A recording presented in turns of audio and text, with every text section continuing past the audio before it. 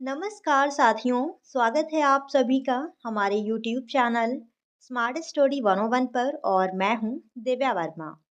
दोस्तों, आज की क्लास में जो भी प्रश्न यहां पर डिस्कस किए जाएंगे वो लखनऊ यूनिवर्सिटी के सिलेबस के अकॉर्डिंग रहेंगे।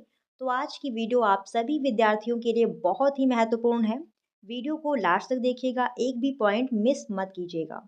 और यहाँ पर प्रश्नों के साथ ही साथ आपको पेपर का पैटर्न भी समझाया जाएगा, क्योंकि आपको पता होगा कि आपके पेपर का पैटर्न चेंज हो चुका है। ठीक है, तो क्या नया पैटर्न है, सारी बातें यहाँ पर आपको बताई जाएंगी। तो चलिए फिर समझते हैं। जैसा कि यहाँ पर आप देख सकते हैं, बीए फिफ्थ सेमेस्टर और फिफ्थ सेमेस्टर में आपके चित्रकला के दो पेपर होते हैं। तो आज की क्लास में हम फर्स्ट पेपर के बारे में बात करेंगे और नेक्स्ट टाइम आपको सेकंड पेपर भी बताया जाएगा। तो जो आपका फर्स्ट पेपर है, फर्स्ट पेपर का टाइटल है हिस्ट्री ऑफ इंडियन आर्किटेक्चर, यानी भारतीय वास्तुकला का इतिहास। और जो भी प्रश्न यहाँ पर आपको बताए जाएंगे वो आपके नए सिलेबस के अकॉर्डिंग ही रहेंगे। ठीक है, तो चलिए फिर समझ लेते हैं। सबसे पहले समझते हैं पेपर का पैटर्न क्या है। तो जैसा कि आप जानते हैं, आपने पेपर दिया होगा। पहले क्या होता था, आपके क्वेश्चन पेपर में 10 प्रश्न रहते थे। 10 प्रश्नों में से आपको कोई भी 5 प्रश्न हल करने होते थे। पेपर की टाइमिंग आपको दी जाती थी 3 घंटे की, यानी 3 घंटे में आपको पूरा पेपर सॉल्व करना है। अब ये पैटर्न चेंज हो चुका है।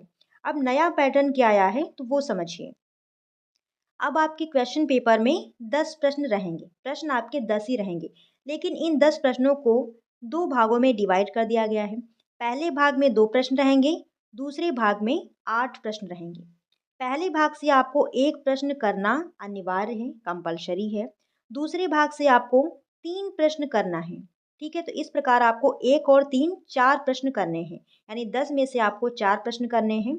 और ये जो एक प्रश्न है ये आपका रहेगा 15 नंबर का, और ये जो 3 प्रश्न हैं ये आपके रहेंगे 20-20 नंबर। तो ये चीज़ भी आपको ध्यान रखिएगा। तो इस प्रकार से पेपर का पूर्णांक आपका वही रहेगा 75 नंबर का। तो इतनी चीज़ आपको क्लियर हो गई। आप समझिए यहाँ पर प्रश्नों को। तो पहला प्रश्न है, प्राचीन भारतीय वास्तुकला पर प्रकाश डालिए। चाहे वास्तुकला पूछे या स्थापत्य कला पूछे, एक ही बात है। ठीक है, तो प्राचीन भारतीय वास्तुकला क्या है उसके बारे में यहाँ पर आपको डिटेल से सारी चीजें लिखनी है। नेक्स्ट क्वेश्चन है यहाँ पर 2 नंबर, सिंधु घाटी सभ्यता का संक्षिप्त परिचय दीजिए तथा सिंधु घाटी सभ्यता के स्थापत्य पर प्रकाश डालिए। सिंधु घाटी सभ्यता क्या है उसके बारे में आपको बताना है, कौन कौन से नगर हैं यहाँ पर, ये चीज़ें आपको लिखनी है। और सिंधु घाटी सभ्यता का जो स्थापत्य है, यानी जो वास्तुकला है, भवन निर्माण कला है, उसके बारे में आपको डिटेल में चर्चा करनी है। अथवा सिंधु सभ्यता सिंधु सभ्यता कालीन सामाजिक व्यवस्था पर प्रकाश डालिए, यानी सिंधु घाटी सभ्यता जो थी उसकी सामाजिक व्यवस्था क्या थी, समाज में क्या चीजें चल रही थी, उसके बारे में आपको बताना है। तो सिंधु घाटी सभ्यता से आप मान कर चलिए एक प्रश्न जरूर आएगा, आप नोट करके लिख लीजिए अभी से। ठीक है, अगला प्रश्न है यहाँ पर 3 नंबर, बौद्ध वास्तुकला के विकास की विवेचना कीजिए। बौद्ध वास्तुकला क्या है, ठीक है, इसके बारे में आपको बताना है। और बौद्ध कला में प्रतीकात्मकता के महत्व की विवेचना कीजिए।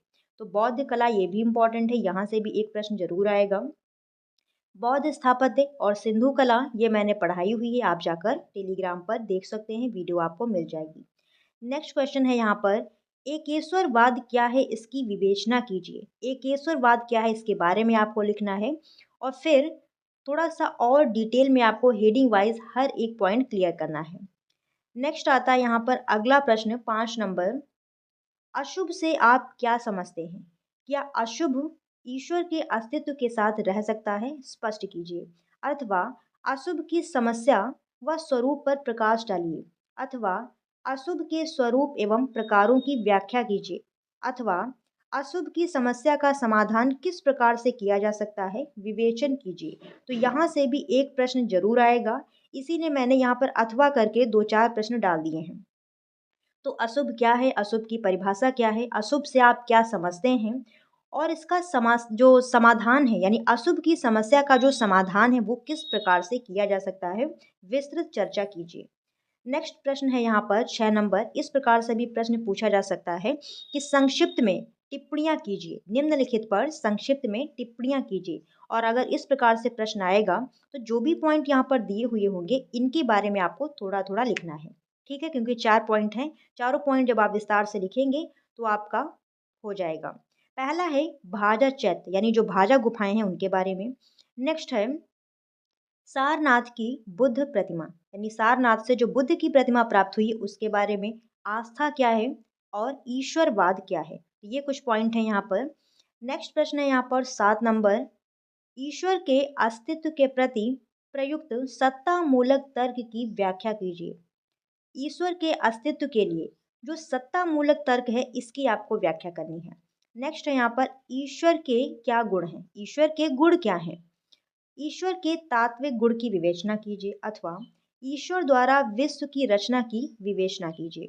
नेक्स्ट है प्रश्न यहाँ पर 9 नंबर, अजंता एवं एलोरा की जो गुफाएं हैं उनकी वास्तुकला की विवेचना कीजिए।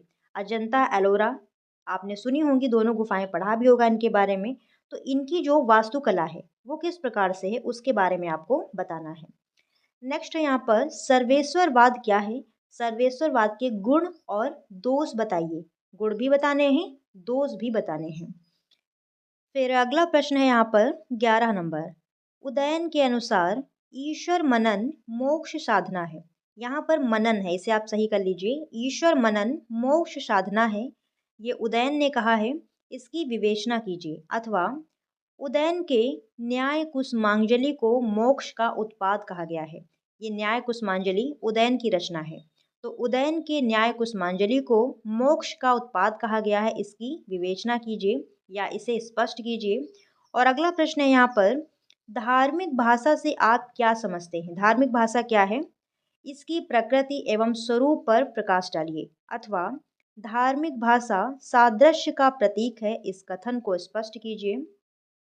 फिर अगला प्रश्न दिया हुआ है अथवा करके, वर्तमान समय में धार्मिक भाषा को क्या अर्थहीन कहा जा सकता है, स्पष्ट कीजिए। नेक्स्ट है यहाँ पर 13 नंबर प्रश्न, संज्ञान क्या है, संज्ञात्मक की परिभाषा बताइए। अथवा संज्ञात्मक प्रक्रियाओं की स्पष्ट विशेषताएं स्पष्ट कीजिए, संज्ञात्मक प्रतिक्रियाओं की प्रक्रियाओं की विशेषताएं स्पष्ट कीजिए। नेक्स्ट प्रश्न है यहाँ पर 14 नंबर, रहस्यवाद का धर्म के साथ क्या संबंध है, इंपॉर्टेंट क्वेश्चन है, रहस्यवाद का धर्म के साथ में क्या संबंध है, विवेचना कीजिए। अथवा रहस्यवाद का स्वरूप तथा उसके वर्गीकरण की विवेचना कीजिए, वर्गीकरण यानी कि रहस्यवाद के जो भी भाग किए गए हैं। और आखिरी प्रश्न यहाँ पर 15 नंबर, धर्म के अंतर्गत आस्था, विश्वास, तर्क एवं बुद्धि के स्थान को प्रदर्शित कीजिए। धर्म के अंतर्गत आस्था, विश्वास, तर्क और बुद्धि के स्थान को प्रदर्शित कीजिए। तो ये यहाँ पर आपको जो भी 15 प्रश्न बताए गए हैं इंपॉर्टेंट हैं। अब मैं बिल्कुल क्लियर नहीं कह सकती हूँ कि यही प्रश्न आपके पेपर में आएंगे, लेकिन हाँ, जो भी प्रश्न यहाँ पर आपको बताए गए हैं, भले ही प्रश्न की भाषा थोड़ा सा चेंज हो लेकिन टॉपिक आपके यही रहेंगे, क्योंकि सारे प्रश्न मैंने आपके सिलेबस से ही उठाए हैं। तो आज के लिए बस यहीं तक। और यहाँ पर आपको जो भी प्रश्न बताए गए हैं इन सभी प्रश्नों को आप अच्छे से तैयार कर लीजिए। और जो आपका सेकंड पेपर है, सेकंड पेपर से संबंधित जो भी महत्वपूर्ण प्रश्न हैं जो पिछली बार पूछे जा चुके हैं या फिर जिनके आने के चांसेस हैं, उन सभी प्रश्नों को हम अगली क्लास में डिस्कस करेंगे। और आशा करती हूँ दोस्तों कि ये वीडियो आपको पसंद आई होगी। सो प्लीज़ वीडियो को लाइक शेयर ज़रूर कीजिएगा, चैनल पर नए हों तो सब्सक्राइब भी कर लीजिएगा। और बहुत जल्द मिलते हैं अगली क्लास में, तब तक के लिए धन्यवाद साथियों, जय हिंद।